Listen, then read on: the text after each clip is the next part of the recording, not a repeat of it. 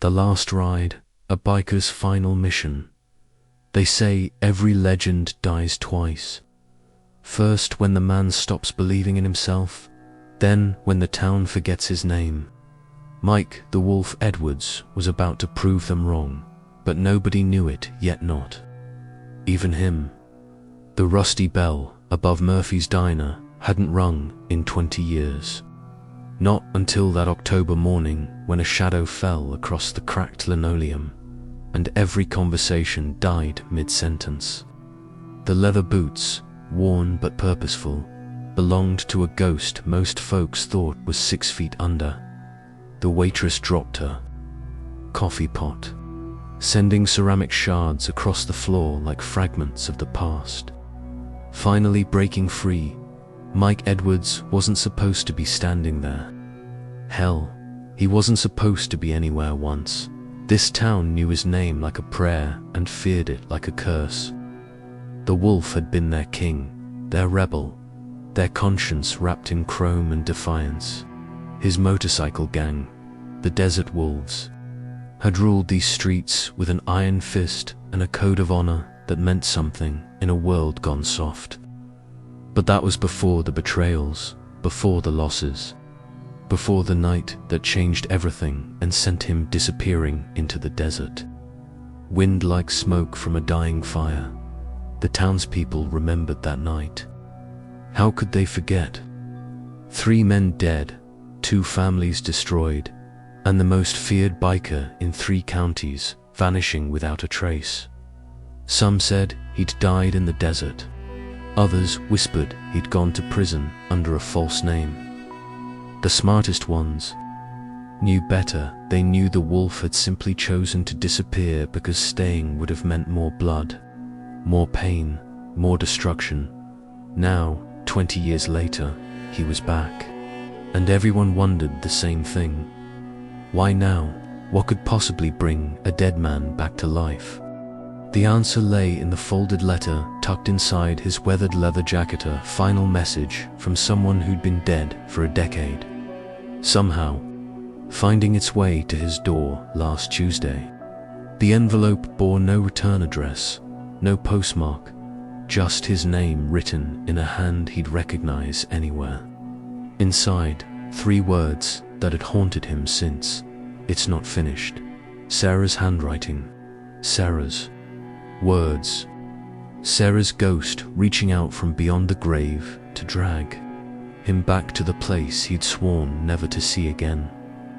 Mike walked to his old Harley, parked outside Murphy's like it had been waiting for him all these years. The chrome was duller now, the paint chipped and faded, but the engine still growled with the same fierce pride that had made it legendary. As he kicked it to life, the sound split the morning silence and awakened memories the town had tried to bury in 20 years of careful forgetting. Old-timers stepped onto their porches, recognizing that distinctive rumble. Young folks pulled out their phones, sensing something historic was about to unfold. But Mike wasn't riding for glory anymore. This wasn't about reclaiming his crown or settling old scores. This was about completing something that should have been finished too. Decades ago, something that had cost him everything he'd ever loved. The road stretched ahead like a promise and a threat. Every mile marker held a memory. The bend where Johnny had died, skidding off his bike at 90 miles per hour while running from state police. The bridge where Sarah had said goodbye, tears streaming down her face as she begged him to choose between her and the Brotherhood. The crossroads where he'd made the choice that destroyed everything, picking loyalty over love and watching his world crumble in the rearview mirror. The weight of the past pressed down on him like the desert sun, relentless and unforgiving. Each mile brought him closer to the truth he'd been running from, the reality that some mistakes can't be undone, only confronted. The wind whipped through his graying hair, carrying with it the ghosts of conversations never finished, apologies never spoken. and a love that had died because he'd been too proud to surrender. His destination wasn't far, just outside town, where the old warehouse stood, the place where it all began and where it would finally end. The same place where his former brothers had gathered, waiting for him like they'd been waiting for 20 years. Some had grown old, some had grown bitter, but all of them remembered what had been left unfinished that terrible night when brotherhood turned to betrayal and honor became a lie. Marcus Steele Rodriguez stood in the shadows, his scarred face barely visible under the brim of his weathered hat. Time had been cruel to him, but not as cruel as the guilt that had eaten away at his soul for 2 decades.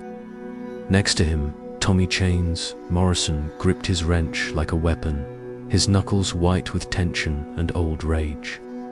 They'd all heard the rumors, seen the signs. The wolf was coming home, and with him, the reckoning they'd all been dreading. But this wasn't about revenge. It was about redemption.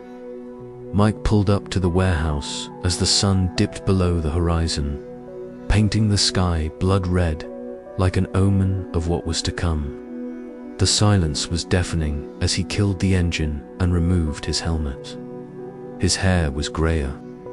Now, his face lined with years of regret and hard-earned wisdom. But his eyes still held that same fierce determination that had made him a legend and a curse. "You came," Marcus said, stepping into the dying light. "I gave my word," Mike replied, his voice steady despite the storm raging inside him. "Even if it took me 20 years to honor it, what happened next would be whispered about for generations. Not because of the violence, there was surprisingly little of that, but because of what it represented. The end of an era, the closing of a circle, the moment when a man stopped running from his past and finally embraced it, scars and all." The truth came out slowly, like blood from a wound. The real story of what happened that night 20 years ago. Why Mike had disappeared. Why the Brotherhood had scattered like leaves in a hurricane. Why some secrets are worth dying for, and others are worth living for. The warehouse walls echoed with confessions, accusations, and finally, forgiveness. As dawn broke over the desert, Mike stood alone among the ruins of his old life. His former brothers had gone their separate ways, some to make peace with their families, others to find their own redemption in whatever way they could. The letter that had brought him back was ash on the wind. Its message finally delivered, its purpose fulfilled. The town would remember this day differently than the others. Not as the return of a dangerous man, but as the homecoming of a broken soul who'd found his way back to wholeness. The wolf had completed his final mission, and in doing so, had earned something more valuable than fear or respect. He'd earned his peace. Mike mounted his Harley one last time, but this ride was different. He wasn't running from anything anymore. He was riding towards something newer, future he'd never dared to imagine, a life he'd never thought he deserved. The engine's roar carried with it the end of a legend and the beginning of a man who'd finally learned that sometimes the greatest victory isn't conquering your enemies, it's conquering yourself. At the town cemetery, he stopped one final time. Sarah's headstone stood weathered but dignified, her name etched in granite like the love he'd carried for 20 years. He placed the burned letter fragments at the base, whispering words that should have been spoken decades ago. "It's finished. Now, darling, we can both rest." The highway stretched before him, endless and full of possibility. Behind him, the town settled back into its rhythm, forever changed by the return of a legend who taught them that redemption is always possible for those brave enough to seek it. Some stories end with a bang, others end with a whisper. Mike Edward's story ended with the sound of a motorcycle fading into the distance, leaving behind only the memory of a man who'd found his way home.